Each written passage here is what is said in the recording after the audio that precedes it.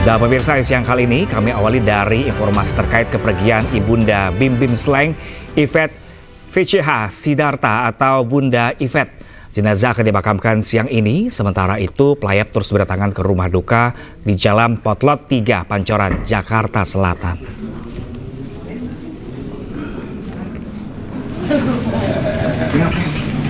Silakan, Bu. Ya, pemirsa, keluarga dan kerabat terus mendatangi rumah duka untuk menyampaikan bela sungkawa sekaligus mendoakan kepergian Bunda Yvette, termasuk para personil band Sleng, mantan Gubernur Jawa Tengah Ganjar Pranowo, dan sejumlah musisi lainnya. Sementara sebelumnya, pemirsa, jenazah Bunda Yvette sudah dimandikan dan disolatkan. Rencananya jenazah akan dimakamkan di TPU Karet Bifak, Jakarta Pusat siang ini. Bunda Yvette adalah ibunda dari pendiri band Sleng Bim Bim. Bunda Yvette merupakan sosok berjasa dan krusial dalam karir musik atau musik band Sleng. Jadi menurut saya memberikan kesimpulan yang paling dalam mengenai buku Lok yang Romang ini adalah saya membaca hari itu, paginya saya langsung bertemu dengan Mas Putut dan Mas Iqbal. Dan tapi motivasi Anda... Ya, pemirsa, diketahui Bunda Yvette menjadi saksi perjalanan band Sleng. Sebagai manajer, Bunda Yvette merupakan malaikat di tubuh Sleng. Ia berhasil menyelamatkan Bim Bim dan kawan-kawan dari ketergantungan narkoba. Pada tahun 2024, Bunda Yvette genap menjadi manajer Sleng selama 40 tahun. Jadi menurut saya memberikan kesimpulan yang paling. Dan pemirsa, untuk mengetahui informasi selengkapnya, kita bergabung dengan rekan kami jurnalis iNews Helmi Sajangbati langsung dari rumah duka, pemirsa. Selamat siang, Helmi. Ya, Helmi. Siang, Bram. Helmi, kapan rencananya pemakaman Bunda Yvette akan digelar pada siang hari ini? Ya, baik pemirsa, ini sudah saya sampaikan untuk pemakaman Bunda Yvette sendiri akan dilaksanakan pada siang ini, ba'da zuhur begitu, akan disolatkan dulu di masjid dekat rumah duka ini di Gang Potlot. Kemudian nanti akan dibawa ke pemakaman di Karet Bifak, Jakarta Pusat. Begitu, Pak. Baik, rekan Helmi, ini dari sekian ramainya pengunjung yang datang, dari pantauan Anda, tokoh publik figure siapa saja yang sudah hadir untuk menyampaikan bela sungkawa di sana, rekan Helmi? Baik, Pram dan pemirsa, bisa saya sampaikan sejak pagi saya berada di rumah duka di Gang Potlot ini di kawasan Pancoran, Jakarta Selatan. Beberapa pejabat dan rekan sesama musisi sudah terlihat mendatangi kediaman markas besar Sleng begitu dan para pelengkap di Gang Potlot. Ada pertama yang saya lihat hadir adalah grup band Gigi gitu begitu, dan berikut beberapa personil lainnya serta pejabat dari lingkungan Pemprov DKI Jakarta. Untuk pejabat dari lingkungan Pemprov DKI Jakarta sendiri hadir Wakil Gubernur DKI Jakarta Bapak Rano Karno, dan ada juga pejabat politisi dari Partai PDI Perjuangan Ganjar Pranowo. Seperti itu, Pak. Oke, Bunda Yvette ini diketahui sudah lama menjadi manajer dari band Sleng itu sendiri. Lalu kalau Anda sempat berbincang dengan keluarga dan juga kerabat, seperti apa sih Bunda Yvette dikenal oleh mereka? Hasil saya berbincang-bincang dengan beberapa kerabat dan keluarga yang ada di sini, kendati mereka belum berkenan begitu untuk memberikan keterangan pada awak media gitu. Sosok Ibu Bunda Yvette adalah sosok seorang ibu bagi mereka, karena besar dan hidup matinya grup band Sleng sendiri memang tidak lepas dari peran serta dari Bunda Yvette sendiri. Bunda Yvette memang tidak hanya di lingkungan grup band Sleng sendiri, tapi sosok ibu ini hadir juga bagi para musisi lain, seperti yang tadi juga disampaikan oleh personil grup band Gigi, Arman dan rekan-rekannya, mengatakan Bunda Yvette ini sosok ibu bagi seluruh musisi sebenarnya. Bagaimana para musisi-musisi baru atau grup band baru juga ingin berkonsultasi, ingin meminta masukan dari seorang Bunda Yvette.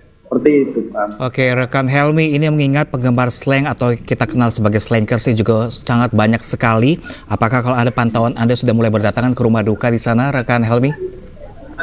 Iya, Pram, saya sampaikan memang para pendukung dari grup band slang atau yang akrab disapa slankers memang sudah terlihat tidak lagi ada di sekitar lingkungan rumah duka. Begitu mereka mulai berdatangan, mungkin ingin juga mengucapkan turut berbela-sungkawa karena ikut merasakan kehilangan atas berpulangnya Bunda Yvette, begitu.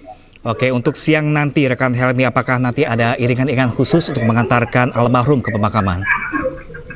Kalau untuk iring-iringan khusus memang mungkin belum bisa dipastikan ada atau tidak, tapi memang nanti akan banyak para pelayat ataupun dari pihak keluarga, kerabat, yang juga akan ikut mengantarkan Bunda Yvette ke tempat peristirahatan terakhirnya di TPU Karet Bupak. Kemungkinan memang akan ada iring-iringan pengantar jenazah yang ikut ke TPU gitu, Pak. Oke, baik. Terima kasih banyak Helmi Sajangbati. Kami masih menanti update terbaru dari Anda langsung dari rumah duka di kawasan Pancoran, Jakarta Selatan. Terima kasih dan selamat bertugas kembali. Sementara itu pemirsa, mantan Gubernur Jawa Tengah Ganjar Pranowo menyempatkan melayat ke rumah duka. Di mata Ganjar, Bunda Yvette ialah sosok penyayang dan pendukung kreativitas anak muda. Ya, hanya Mas Ganjar kalau sempat ke rumah sakit, Bunda minta ditolong katanya, antarkan. Dan saya coba atur waktunya, tolong saya dikabari. Ternyata malam beliau minta pulang dan kemudian diantar pulang. Saya masih dikasih kabar tapi saya sudah di kereta. Baru tadi pagi sampai Jogja, saya coba balik lagi karena jam 22 lebih sedikit lah. Saya dikabari beliau. Saya ingat betul pada saat beberapa kali selalu memberikan semangat anak muda, slankers, cerminan seorang ibu yang mencintai anaknya. Bismillahirrahmanirrahim. Alhamdulillahirrahmanirrahim. Ar-Rahmanirrahim. Ya, pemirsa, viral di media sosial kondisi jembatan penyeberangan orang dan halte di Cakung, Jakarta Timur yang kondisinya memprihatinkan dan juga membahayakan. Sejumlah plat besi hingga atap halte berkarat tidak terawat, bahkan sebagian hilang dicuri orang yang tidak bertanggung jawab.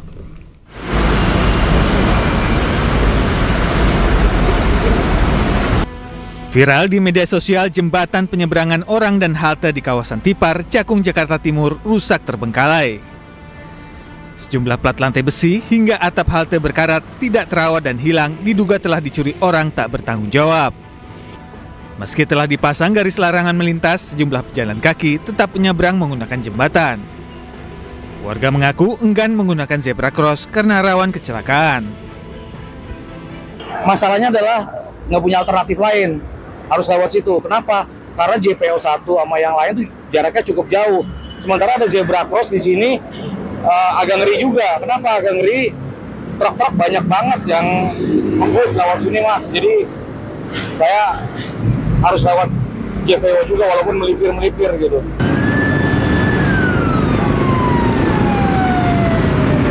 Menerima banyak aduan dari masyarakat terkait rawan kecelakaan, anggota DPRD DKI melakukan sidak jalan rusak di Jalan Layang Lejen S. Parman, Grogol, Petamburan, Jakarta Barat. Usai sidak, Pemkot Jakarta Barat diminta untuk memperhatikan jalan-jalan yang rusak, khususnya di jalan protokol. Dan memang laporan-laporan dari masyarakat ini mereka menyatakan bahwa wilayah sini sudah banyak sekali jatuh korban. Katanya pengendara motor, Pak. Ya, nah maksudnya gini, saya kebetulan dari Bina Marga lagi ngerjain wilayah sini, saya telepon, dia bersikap juga. Jadi tadi kan setengah jam udah langsung sampai ke sini kan. Dinas Bina Marga Jakarta pun didorong untuk segera memperbaiki sejumlah jalan rusak yang kerap membahayakan bagi pengendara yang melintas. Dari Jakarta, Rio Manik, Miftahul Gani, iNews melaporkan. Karena membahayakan, jembatan penyeberangan orang di Tipar, Cakung, Jakarta Timur akhirnya ditutup. Sebelumnya kondisi jembatan ini rusak karena tidak ada besi penyangga atau pagar. Pemirsa, jembatan penyeberangan orang atau JPO Tipar Cakung, Jakarta Timur kini telah ditutup oleh pihak petugas Satpol PP Jakarta Timur sejak kemarin, yang mana ini ditutup dengan garis dan juga terpal ya, dan sehingga ini masyarakat tidak bisa naik ke atas JPO. Hal ini merupakan buntut kasus akibat viralnya JPO, jembatan penyeberangan orang Tipar Cakung ini, yang viral di media sosial dikarenakan kondisi dari jembatannya yang kotor, rusak, dan membahayakan dari masyarakat. Dikarenakan memang tidak ada penyangga besi ataupun pagar begitu ya untuk masyarakat, sehingga dinilai membahayakan. Akhirnya pihak dari petugas menutup JPO ini, dan sebagai solusinya begitu ya, masyarakat yang memang ingin menyeberang haruslah menyeberang di bawah JPO, menunggu lalu lalang mobil lewat. Dan kedepannya ini pihak dari petugas Satpol PP dan juga gabungan tentunya ini akan berkoordinasi dengan pihak terkait dalam penanganan JPO Cakung ini. Dari Jakarta, Dilami Aulia, James Jasina News melaporkan. Warga Kampung Alarjiban, Kabupaten Tangerang, Banten menggelar aksi menyatakan sikap di tepi laut Desa Kohot. Aksi puluhan warga ini buntut dari Bareskrim Polri yang menangguhkan penahanan terhadap Kepala Desa Kohot terkait kasus dugaan pemalsuan surat tanah pagar laut di Tangerang.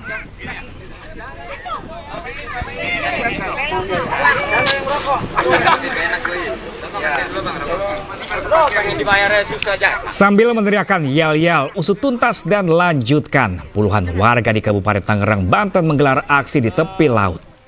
Dalam aksinya, warga membawa banner besar yang bertuliskan Raja Kecil Kohot yang penuh kesombongan. Aksi pernyataan sikap yang dilakukan puluhan warga ini atas kekecewaan terhadap Bareskrim Polri yang mengabulkan penangguhan penahanan Kades Kohot Arsin bin Asip dalam kasus pagar laut di Tangerang. Dalam pernyataan sikap warga, setidaknya ada 6 tuntutan. Salah satunya ungkapan rasa kecewa terhadap Bareskrim Polri, Kejagung hingga terhadap Kades Kohot. Jadi hanya kecewa dengan proses yang begitu lama sehingga tidak membuahkan hasil. Kemudian Bareskrim punya argumen sendiri, sedangkan Kejagung sebagai penuntut umum tuntutannya tidak dilakukan oleh Bareskrim. Jadi kami sebagai warga sangat merasa kecewa.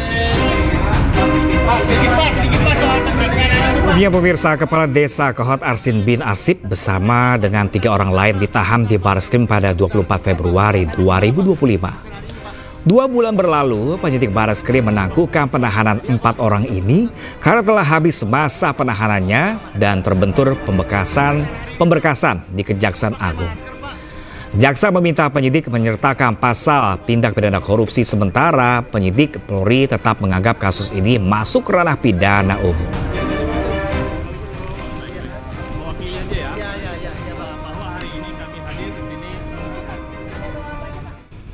Ya pemirsa, terima kasih masih bersama kami di Ayu Siang pemirsa. Kita ke informasi selanjutnya. Danjen Kopassus Mayor Jenderal TNI John Afriandi meminta maaf kepada publik dan Satuan Ihwal karena sejumlah anggotanya berfoto dengan Ketua Umum Ormas Kripjaya Hercules. Danjen Kopassus berjanji akan membinakan anggotanya.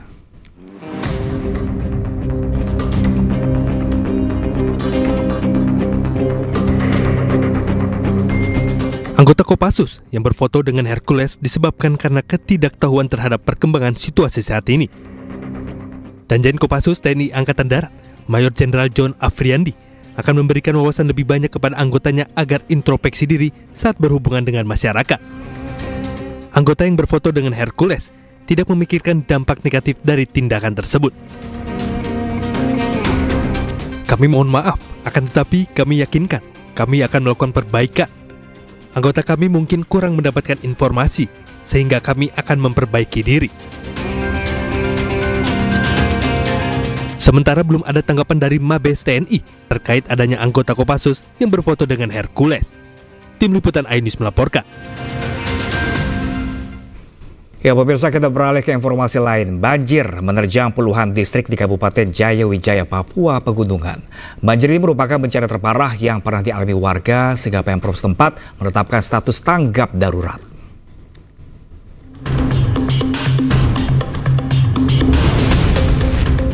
Banjir menerjang 22 distrik di Kabupaten Jaya Wijaya, Papua Pegunungan. Banjir juga merendam rumah-rumah warga, perkebunan, fasilitas publik, dan akses jalan. Banjir terjadi sejak 10 April lalu dan melumpuhkan aktivitas warga. Banjir ini merupakan bencana terparah di daerah yang dijuluki Lembah Baliem ini. Pemprov Papua Pegunungan akhirnya menetapkan status tanggap darurat bencana sejak Jumat lalu. Tanggal 10 kebanjiran dan sampai hari ini. Tanggal 25, 26 ini hujan banjir dan sepanjang Sungai Baliem dari bawah distrik Asotipo, Maima sampai dengan di atas rumah-rumah ataupun perkebunan kita terlihat terendam oleh banjir maupun beberapa titik yang terjadi longsor. Sehingga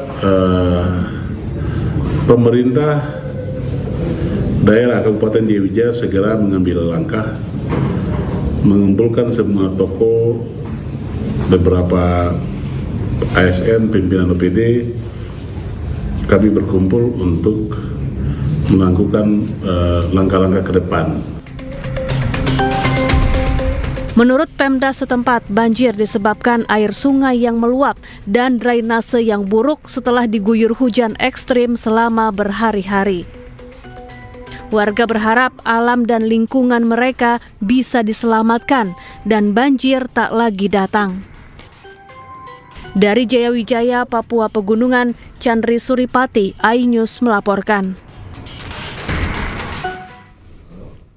Sementara itu pemirsa, banjir juga merendam puluhan rumah warga di Kecamatan Karangtengah, Kabupaten Cianjur, Jawa Barat setelah hujan deras mengguyur pada Sabtu malam.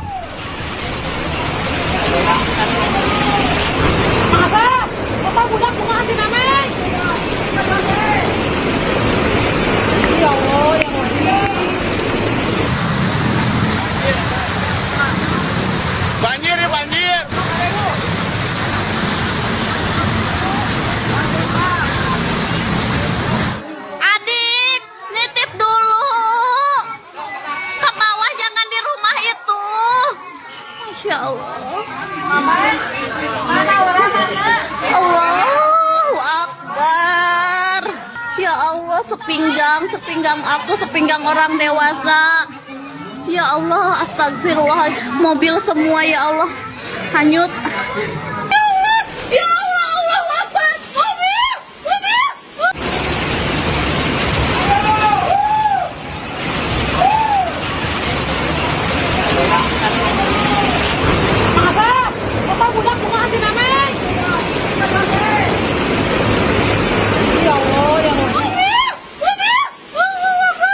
Ya pemirsa, hujan deras yang mengguyur kawasan Kecamatan Karangtengah, Kabupaten Cianjur, Jawa Barat terjadi sejak Sabtu sore kemarin. Di mana pemirsa tercatat ada 25 rumah warga terendam banjir hingga sejumlah motor dan juga mobil di garasi terbawa arus banjir. Ketinggian air pemirsa bervariasi bahkan hingga mencapai 1 meter. Warga juga melakukan evakuasi mandiri, menyelamatkan barang berharga hingga bertahan di lantai 2 rumah. Banjir pemirsa juga merendam jalanan hingga sejumlah kendaraan tak berani melintas. Penyebab banjir yang melanda 3 kecamatan setelah hujan turun deras akibat saluran air, drainase, dan air sungai meluap ke perkampungan dan akses jalan penghubung antar kecamatan.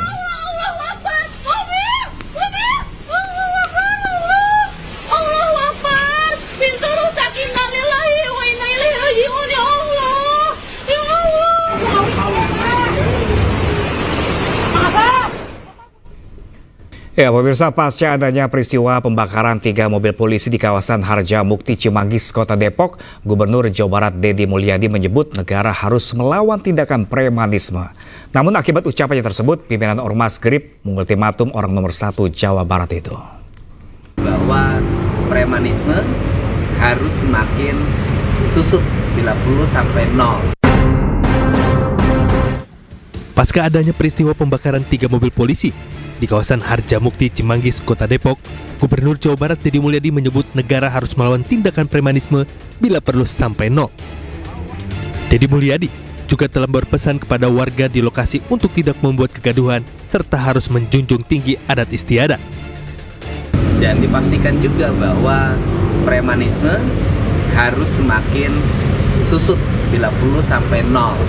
Zero premanisme, dan kita tidak bisa melakukan kebijakan itu sekaligus hilang karena tantangan pembangunan ini berat. Manusia sudah multicultural di Depok ini, kemudian jumlah manusianya banyak, ada yang punya KTP Depok dan banyak yang tidak punya KTP Depok, kemudian ada yang punya rumah, ada yang tidak punya rumah, dan kita mencari solusinya. Dengan saya tadi sudah titip pesan pada warga yang di sana, pokoknya di sini tidak boleh bikin kegaduhan, tidak boleh bikin hal-hal yang bersifat rusuh. Harus menjunjung tinggi adat dan istiadat masyarakat Jawa Barat yang mengedepankan semangat sili asah sili asih. Sementara juru bicara Organisasi Kemasyarakatan Gerakan Rakyat Indonesia Bersatu atau GRIP menyebut ucapan Gubernur Deddy Mulyadi bisa menyebabkan konflik di masyarakat dan mengultimatum Gubernur Jawa Barat tersebut untuk tidak bermasalah dengan ormas pimpinan Hercules itu. Kang Deddy, pesan ketua umum kami, ya, kami tidak pernah ganggu Anda, ormas kami juga tidak pernah ganggu Anda. Jadi jangan ganggu ormas dan jangan ganggu kami.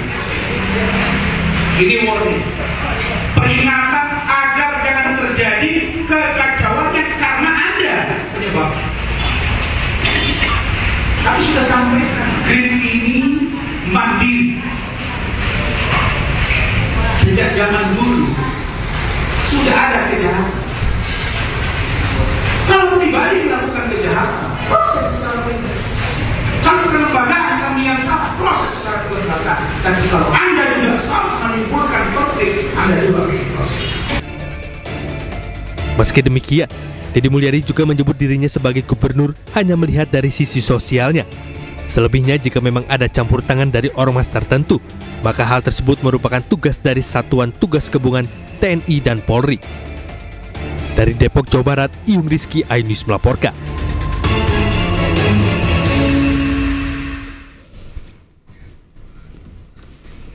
Ya, pemirsa, kita ke informasi selanjutnya. Gubernur Jawa Barat Deddy Mulyadi akan menerapkan kebijakan menyerahkan anak-anak Kota Depok yang dinilai nakal ke TNI dan juga Polri. Mereka akan dididik secara militer agar lebih disiplin.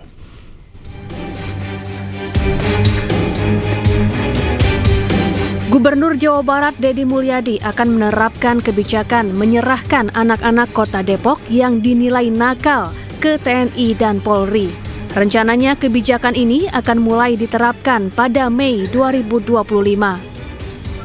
Nantinya anak-anak akan dididik ala militer agar lebih disiplin.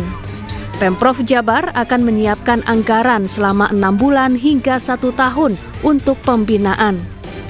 Nah, itu kan diperlukan metodologi, selain metodologi kedokteran, kemudian psikologi, kemudian sosiologi kehidupannya, termasuk juga pola pendekatan militer. Nah, kelihatannya kan Tiongkok itu saya lihat melakukan itu, sehingga anak-anaknya penuh harapan, kemudian energik, dan ini adalah masa depan. Dan kalau saya lihat, saya bicara dengan orang tua, itu tepuk tangannya kenceng banget. Artinya memang sudah menjadi keresahan. Enggak, bukan anak-anak di militer, orang tua yang sudah tidak punya kesanggupan untuk mendidik anaknya karena anaknya nakalnya luar biasa, bisa diserahin ke kita, gitu loh. Jadi tidak ada unsur pemaksaan. Kalau orang tuanya nggak boleh, kita nggak akan. Sementara itu, seluruh jajaran TNI Polri di Kota Depok mengaku telah siap melaksanakan program militer untuk anak nakal. Apalagi jumlah kasus kenakalan anak dan remaja di Depok semakin tinggi. Tentunya kami sangat siap karena ini adalah tanggung jawab kita bersama. bahwa kenapa anak-anak itu menjadi nakal, pasti ada penyebabnya. Mungkin kurang perhatian, mungkin kurang sosialisasi. Nah ini yang kita edukasi. Nah, ini kita juga mengharapkan adanya sebuah dukungan dari masyarakat gitu, bahwa ini bukan dalam bentuk militerisasi lah atau intervensi lah atau difungsi abri lah. Jangan digiring ke arah kesananya, karena memang masyarakat juga membutuhkan. Karena keamanan masyarakat kami sangat mendukung, mendukung dalam artian ini juga termasuk salah satu yang kami sampaikan bahwa membina anak-anak ini bukan hanya tugas kami, bukan hanya tugas dari teman-teman Kodim, tapi semua pihak. Dan alhamdulillah ini direspon oleh beliau, Gubernur, program untuk anak-anak yang tadi di pondok atau dilatihkan secara ini akan kita dukung tentu dengan memberikan pemahaman sesuai dengan. Nantinya pola militer ini tidak akan dilakukan secara paksa. Jika orang tua tidak memberi izin, maka sang anak tidak akan mengikuti program. Namun bagi orang tua yang sudah tidak sanggup lagi mengarahkan anak-anaknya, Pemprov Jawa Barat siap mengambil alih. Dari Depok, Jawa Barat, Iyung Rizky, iNews melaporkan. Sementara itu pemirsa, penyidik Kejaksaan Negeri Jakarta Pusat kembali melakukan penggeledahan terkait kasus dugaan tindak pidana korupsi pengelolaan Pusat Data Nasional Sementara PDNS Kementerian Komunikasi dan Digital periode 2020-2024.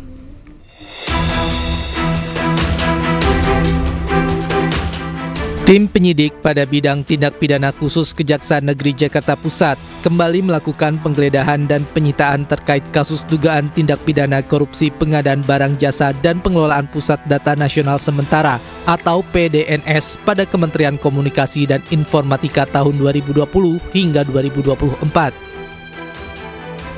Penggeledahan dilakukan di beberapa tempat di Kabupaten Tangerang Selatan, Jakarta Pusat, dan Jakarta Timur. Di antaranya ialah PT STM BDX Data Center, kantor PT AL Gudang atau Warehouse PT AL, serta di rumah saksi yang diduga terkait dengan perkara. Dari penggeledahan ini, penyidik menyita sejumlah dokumen yang berkaitan dengan pengadaan PDNS. Ada barang bukti elektronik yang disita guna penghitungan kerugian negara dan pembuktian di persidangan. Ini merupakan rangkaian penggeledahan lanjutan terhadap penggeledahan yang sudah dilakukan beberapa waktu yang lalu, di mana penyidik memandang perlu untuk melakukan penggeledahan di 5 lokasi tersebut untuk kembali menambah barang bukti dan alat bukti supaya penyidikan ini semakin kuat. Sampai saat ini saksi yang sudah diperiksa oleh penyidik itu sebanyak 70 orang saksi, dan penyidik masih terus melakukan pemeriksaan saksi tambahan. Di samping itu juga penyidik telah melakukan pemeriksaan beberapa orang ahli. Terkait dengan tersangka, penyidik belum menetapkan tersangka, tapi penyidik telah mengantongi beberapa nama sebagai calon tersangka. Tiba waktunya nanti penyidik akan menetapkan tersangka tersebut, calon tersangka tersebut menjadi tersangka, dan akan menyampaikannya kepada publik atau kepada masyarakat. Dalam waktu dekat, penyidik Kejari Jakarta Pusat akan melakukan gelar perkara untuk menetapkan tersangka. Penetapan dilakukan setelah pemeriksaan saksi dan ahli tambahan serta analisa barang bukti sitaan selesai. Dari Jakarta, Tim Liputan iNews melaporkan. Dan pemirsa, untuk mengetahui informasi terkini dari lokasi, pemirsa, kita terhubung dengan jurnalis iNews Budi Setiawan. Selamat siang, rekan Budi. Ya, selamat siang, Pram. Ya, rekan Budi, apa Anda dapat pastikan seperti apa kondisi terkini banjir di sana? Apakah sudah benar-benar surut? Ya, baik, Pram.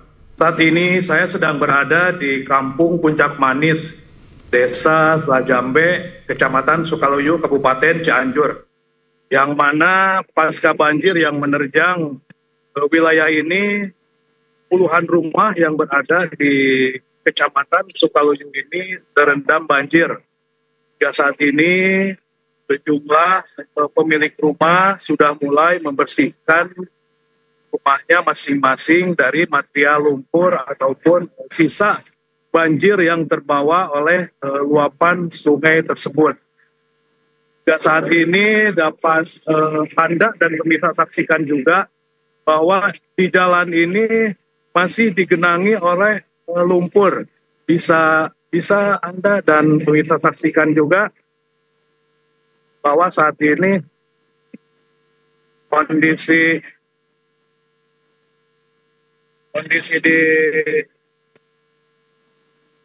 di lapangan ataupun di Kampung Puncak Manis ini seperti ini. Tampak sejumlah alat berat disiagakan serta sejumlah personil TNI Polri sudah mulai disiagakan untuk membantu proses evakuasi. Dapat pemirsa dan Anda saksikan juga, Pram, saat ini material lumpur yang terbawa oleh banjir bandang masih berada di rumah warga.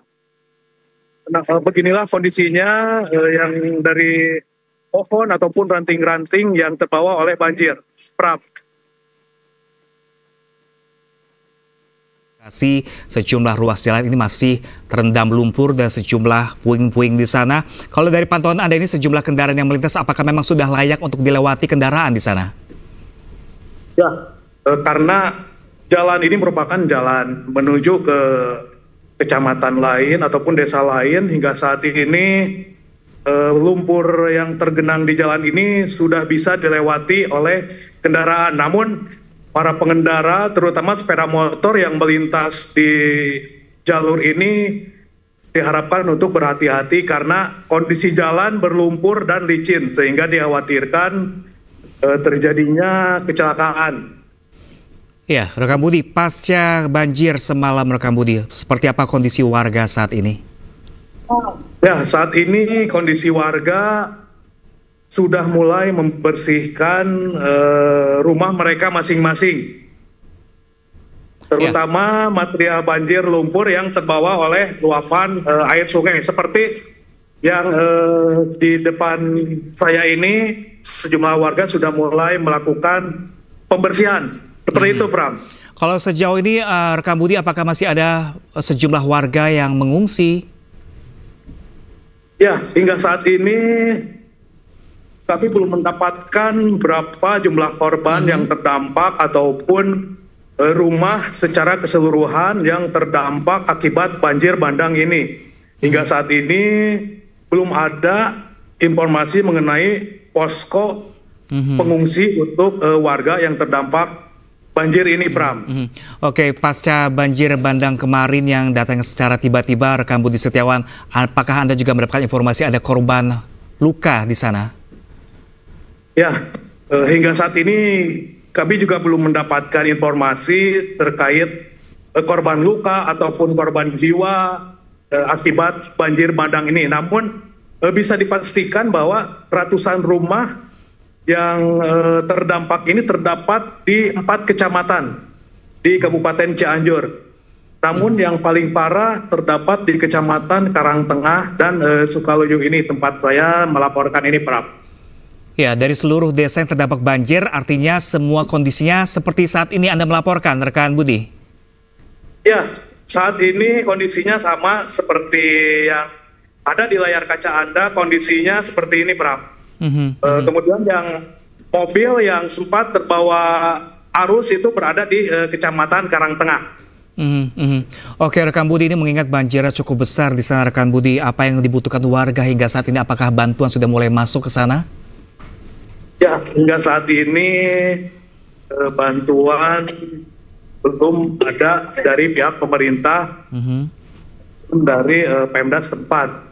Saat ini mungkin yang dibutuhkan adalah pakaian serta perlengkapan bayi, karena dilihat dari lokasi rumah yang terkena banjir itu cukup lumayan juga, karena dikhawatirkan adanya pakaian ataupun peralatan rumah tangga mereka yang terbawa oleh banjir. Ya. Rekan Budi, dengan melihat kondisi rumah yang cukup memprihatinkan di sana, apakah ini warga juga masih tetap ingin bertahan di rumahnya atau mengungsi terlebih dahulu?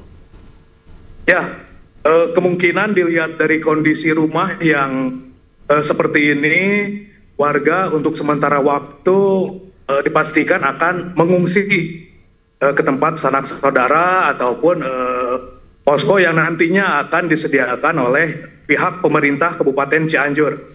Oke, selain rumah-rumah warga, rekan Budi, apakah ada fasilitas umum juga yang mengalami kerusakan imbas dari banjir bandang kemarin? Ya, saya juga mendapatkan informasi, Pram.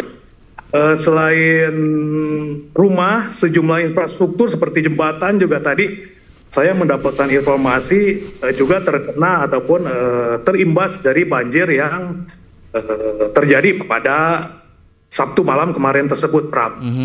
Namun yang selain itu pondok pesantren juga masih terbawa ataupun terdampak dari banjir yang terjadi kemarin, Pram. Oke, Anda sudah tiba di lokasi sejak pagi tadi, rekan Budi. Apakah sudah diketahui penyebab banjir bandang yang tiba-tiba kemarin terjadi ini karena apa? Apakah benarkah hanya karena curah hujan yang tinggi atau ada alasan lain? Ya, tadi saya mendapatkan informasi bahwa selain curah hujan yang tinggi juga menyebabkan sejumlah sungai yang berada di 4 kecamatan tersebut meluap, sehingga luapan debit air tersebut berdampak kepada tergenangnya ratusan rumah yang ada di 4 kecamatan tersebut. Oke, rekan Budi, terakhir rekan Budi, Anda sejak pagi sudah berada di sana. Kalau Anda lihat nih, pantauan Anda di lokasi, adakah potensi bahaya lanjutan yang mungkin akan terjadi seperti jika nanti akan turun hujan kembali? Apakah banjir susulan akan kembali terjadi di sana? Ya, saat ini cuaca di wilayah tempat saya melaporkan cukup cerah ya. Kemungkinan untuk bencana susulan ataupun banjir susulan untuk saat ini kemungkinan belum akan terjadi lagi. Namun tidak dimungkiri nanti sore apabila hujan turun, kemungkinan warga juga akan bersiaga untuk mengantisipasi bencana banjir tersebut kembali terjadi. Oke, demikian, baik rekan Budi Setiawan melaporkan langsung dari lokasi banjir di Cianjur, Jawa Barat. Tetap berhati-hati di sana dan selamat bertugas kembali. Pemirsa, aksi kejar-kejaran terjadi antara polisi dengan pengedar sabu di Kota Medan, Sumatera Utara. Para pengedar panik berhamburan hingga nekat menceburkan diri ke sungai demi hindari kejaran polisi.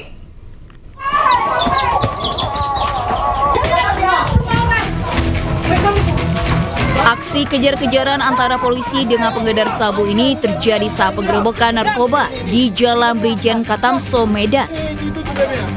Polisi mengejar bandar narkoba ini hingga menyisir lorong sempit dan rumah warga. Dari tangan pelaku, polisi menyita beberapa paket kecil berisi sabu hingga ekstasi. Kalau satu paketnya berapa stok? Ada pula bandar yang nekat ceburkan diri ke sungai demi menghindari kejaran polisi. Namun usahanya sia-sia karena polisi berhasil meringkusnya. Penggerebekan ini berawal dari adanya informasi warga yang resah dengan aktivitas jual beli narkoba di kawasan ini. Dari penggerebekan, 2 pelaku ditangkap beserta sejumlah barang bukti. Bandar yang merupakan PO yang memang dalam penyelidikan kita yang bersangkutan ini sudah lama melakukan kegiatan menjual narkoba di daerah ini. Sementara polisi kini tengah memburu pemasok narkoba yang identitasnya sudah diketahui. Dari Medan, Sumatera Utara, Adi Palapa Harahap, iNews melaporkan. Sementara itu pemirsa, penyidik Satres Narkoba Polres Metro Jakarta Barat masih mendalami keterangan tersangka Fahri Albar dalam kasus penyalahgunaan narkotika yang menjerat dirinya. Pendalaman dilakukan untuk memburu pelaku yang menjadi pemasok narkoba Fahri Albar. Saat ini penyidik dari Sat Narkoba Polres Jakarta Barat sedang melengkapi berkas dan nanti akan dilimpahkan ke kejaksaan. Berarti berkas terus dikebut tuh? Ya, penyidik Narkoba Polres Metro Jakarta Barat saat ini masih melakukan pemeriksaan terhadap saudara FA terkait barang bukti tersebut.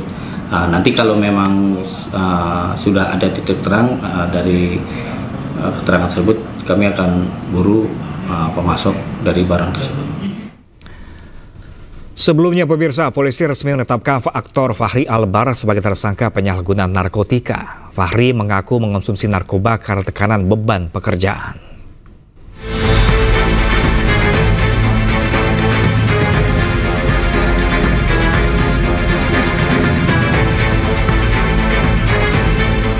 Aktor Fahri Albar kembali tersandung kasus narkoba.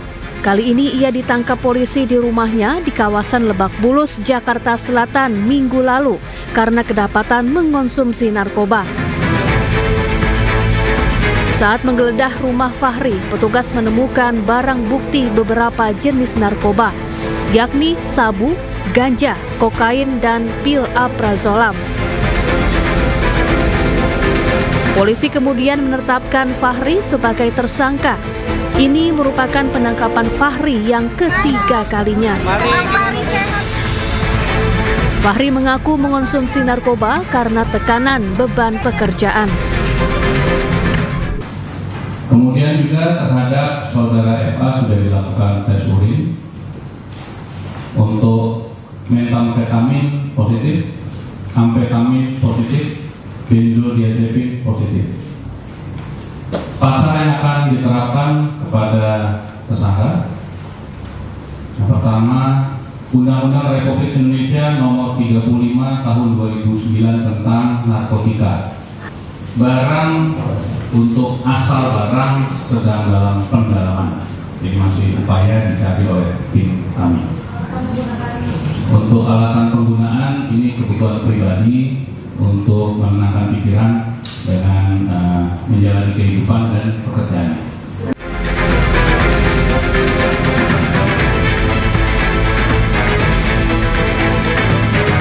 Polisi juga terus mendalami kasus penyalahgunaan narkoba Fahri Albar dengan menyelidiki asal-usul narkoba yang didapat Fahri.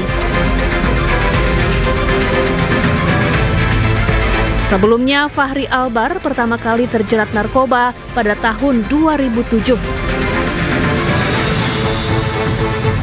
Saat itu, Fahri diburu polisi hingga masuk ke dalam daftar pencarian orang karena terlibat kasus narkoba ayahnya, Ahmad Albar. 11 tahun berselang, Fahri kembali berurusan dengan polisi lantaran kedapatan memiliki dan mengonsumsi narkoba di rumahnya.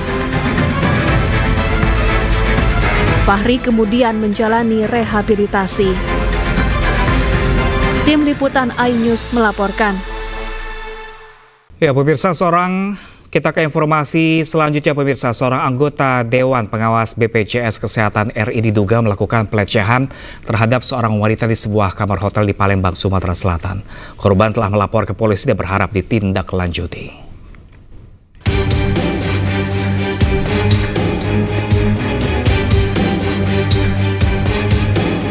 Didampingi suaminya, PG, wanita berusia 35 tahun ini memenuhi panggilan penyidik Subdit 4 Arenakta di Treskrim Polda Sumatera Selatan atas kasus dugaan pelecehan yang menimpa dirinya.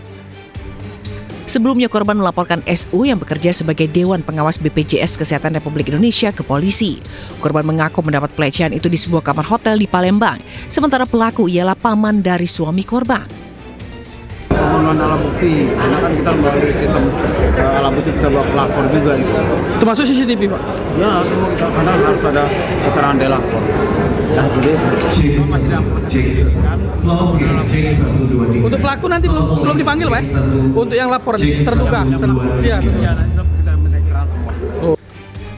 Sebelumnya korban telah melaporkan dugaan pelecehan. Korban juga telah melaporkan dugaan pelecehan ke Dewan Jaminan Sosial Nasional, Komnas Perempuan, dan Kementerian PPA. Dari Palembang, Sumatera Selatan, Firdaus, iNews melaporkan. Anda kembali di iNews Siang, pemirsa, bersama saya Syafaati Suryo. Pemirsa, memasuki hari kedua atau hari terakhir Lebaran Betawi 2025 yang digelar di kawasan Monumen Nasional Jakarta Pusat, suasana semakin meriah. Beragam kesenian ditampilkan termasuk jajanan kerak telur dan dodol Betawi. Ya, di hari kedua Lebaran Betawi ini ditampilkan kesenian lenong, tanjidor, topeng blantek, ondel-ondel, hingga atraksi silat Betawi. Tak hanya itu, berbagai makanan khas Betawi turut disajikan. Di antaranya kerak telur sampai dodol Betawi. Tema yang diusung menyongsong 5 abad dengan semangat mempererat kearifan lokal masyarakat Betawi. Dengan tekad budaya Betawi harus menjadi tuan rumah di tengah keanekaragaman masyarakat Jakarta.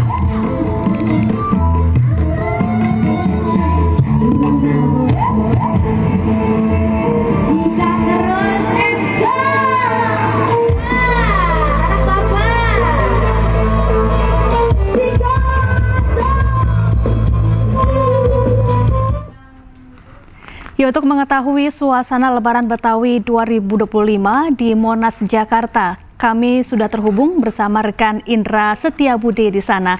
Selamat siang Indra, apa saja rangkaian acara Lebaran Betawi di hari terakhir ini?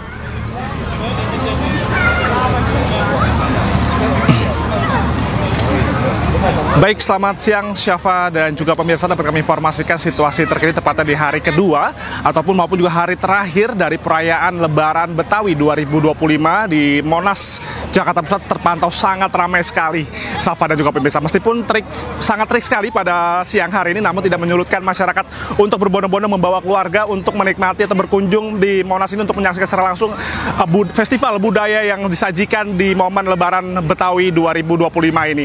Dan kalau kita bisa informasikan, Syafa dan juga pemirsa, berbeda dengan hari kemarin yang mana banyak sekali UMKM dari berbagai wilayah, dari Jakarta Selatan, Jakarta Timur, Jakarta Barat hingga Kepulauan Seribu. Namun hari ini hanya perayaan untuk konser musik maupun juga festival budaya seperti silat, maupun juga nanti ada gambang rombong, maupun juga ada rebana biang, yang mana ini ada rebana yang sangat besar sekali, Syafa dan juga pemirsa, yang langsung dimainkan sebanyak 10 orang dikarenakan cukup besar sekali. Dan pada hari ini juga disediakan 2 panggung besar, Syafa dan juga pemirsa, untuk nantinya akan pertunjukan atraksi maupun juga konser musik yang akan menampilkan sejumlah artis lokal untuk menghibur masyarakat yang akan hadir di Monas pada puncak perayaan Lebaran Betawi kali ini. Dan pada hari ini Anda bisa saksikan ribuan masyarakat sudah memadati area Monas, Jakarta Pusat, dan diketahui juga memang pada hari ini merupakan hari weekend ataupun juga setelah melakukan kegiatan Car Free Day maupun juga bersepeda, ini kebanyakan masyarakat langsung berbondong-bondong mampir ke Monas untuk menyaksikan berbagai macam seni budaya Betawi pada Lebaran 2025 kali ini. Dan diketahui juga, Syafa dan juga pemirsa, bahwa perayaan dari Lebaran Puncak pada hari ini akan sudah dimulai sejak 8 pagi hari ini hingga 21.00 waktu Indonesia Barat. Sekian, Syafa. Ya, terima kasih Indra Setiabudi langsung dari Monas, Jakarta, dan selamat bertugas kembali. Kita beralih ke informasi lain, pemirsa. Seorang karyawati pabrik di Karawang, Jawa Barat meninggal dunia usai menjalani operasi jari tangan. Keluarga korban menduga ada kejanggalan dalam prosedur medis karena korban dioperasi tanpa seizin keluarga dan kritis usai operasi.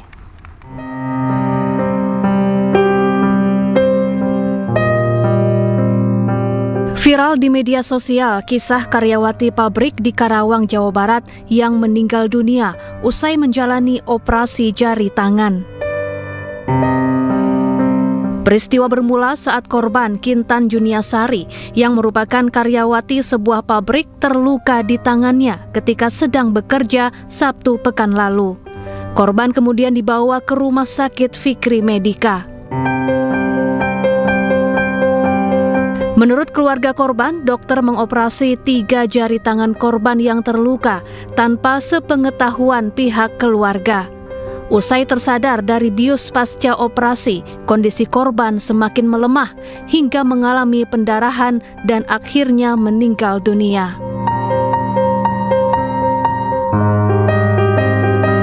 Dikasih rujukan ke rumah sakit Fikri. Kosambi, saya juga ketemunya pas di rumah sakit.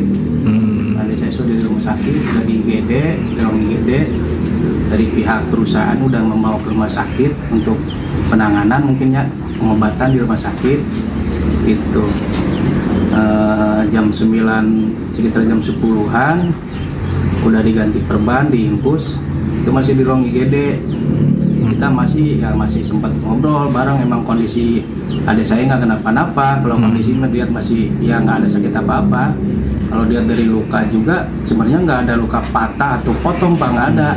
Itu hanya luka sedikit aja yang di jari aja gitu. Kena mesin pres gitu kena. Usai mendapat laporan, Dinas Kesehatan Karawang mendatangi pihak rumah sakit untuk menggali keterangan terkait penyebab kematian korban. Intinya gini, itu lagi ditelusur meninggalnya kenapa. tapi kita ketahui semua tindakan itu ada konsekuensinya. Ada biarpun aman seaman-amannya, ada yang namanya kemungkinan bisa terjadi kejadian yang di luar perhitungan, atau apalagi yang namanya resiko komplikasi. Biasa namanya resiko komplikasi. Nah, ini kita lihat dulu. Kemarin tim kami dari Yankes sudah menelusuri ke PG. Saya belum laporan. Sementara itu, pihak rumah sakit belum bersedia untuk dimintai keterangan lantaran masih melakukan pemeriksaan internal. Dari Karawang, Jawa Barat, Rudi Setiawan, iNews melaporkan. Ya, untuk mengetahui kronologi lengkap kematian karyawati pabrik di Karawang usai operasi jari tangan, kita berbincang bersama keluarga korban. Ada Bapak Suhendar selaku kakak dari korban. Selamat siang, Pak Suhendar. Siang, Kak Sapa. Ya, Pak Suhendar, apa betul operasi ini dilakukan tanpa sepengetahuan pihak keluarga? Apa yang dijelaskan oleh pihak rumah sakit kepada keluarga? Ya, baik. Terima kasih ya sebelumnya untuk iNews TV. Yang pertama, untuk adik saya di rumah sakit itu, untuk tindak operasi, kita nggak tahu kejelasan yang jelas dari dokter yang mau operasi. Itu kita hanya dikasih surat keterangan mau dioperasi, itu juga nggak ada kejelasan dari dokter operasinya harus gimana. Jadi saya sama adik saya ini suruh tanda tangan saja di surat yang mau operasi itu, Mbak. Ya, lalu apa yang disampaikan oleh pihak dokter terhadap keluarga selesai operasi? Dokter itu menjelaskan selesai operasi dalam kondisi adik saya kritis di ruang ICU. Itu. Baik, artinya setelah operasi selesai, kondisi adik Bapak semakin melemah, begitu ya? Seperti apa, Pak Suhendar?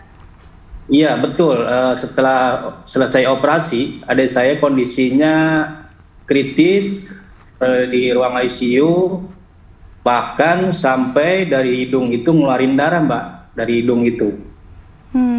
Berapa lama rentang waktu dari mulai adik Pak Suhendar setelah operasi sampai kemudian dinyatakan meninggal dunia? Iya, betul. Sampai meninggal dunia itu sekitar jam 6. Baik, jadi hanya beberapa jam setelah selesai operasi, adik Anda langsung dinyatakan meninggal dunia, begitu Pak Suhendar? Iya, betul. Itu tindak operasi itu kan mulai dari jam 3:04, itu sampai jam 5 sore belum ada kabar. Sekitar setengah 6 itu dengar kabar kalau adik saya kondisinya kritis, itu dari kabar dari rumah sakit. Kondisi saya itu langsung ke ruang ICU, melihat kondisi adik saya udah kritis, sudah kondisinya gitu parah. Sebetulnya seperti apa luka yang dialami oleh adik Pak Suhendar sehingga harus menjalani operasi? Ya, baik. Sebetulnya kalau saya lihat dari luka, untuk luka yang bekas kecelakaan di perusahaan, itu yang luka itu cuma 2 jari, yang jari tengah sama jari manis, Mbak. Itu pun kondisinya kalau saya lihat waktu itu di IGD, itu nggak terlalu parah, Pak. Kalau saya lihat tangan itu hanya ujung jari saja yang luka, 2 jari saja yang luka itu. Baik, kalau awal mula terjadinya luka tersebut seperti apa, Pak Suhendar? Apa yang menyebabkan almarhumah adik Anda ini terluka hingga kemudian harus menjalani operasi? Ya, baik. Ceritanya gini, adik saya Sabtu itu kan kerja shift 1 pagi, Mbak, di perusahaan. Dia kerja shift 1 pagi, dalam kondisi kerja, dia kecelakaan kerja, tangannya jadi kejepit mesin pres, Mbak, di tempat kerja. Nah, di situ setelah kejadian kecelakaan itu dari pihak rumah perusahaan udah penanganan P3K sebelum dibawa ke rumah sakit. Tangan jarinya itu diperban, yang 2 jari itu. Habis itu dibawa ke rumah sakit, adik saya itu sekitar jam 9 pagi. Itu. Baik, Pak. Oke, baik Pak Suhendar, apakah sebelumnya almarhumah adik Anda memiliki riwayat penyakit khusus misalnya Pak Suhendar?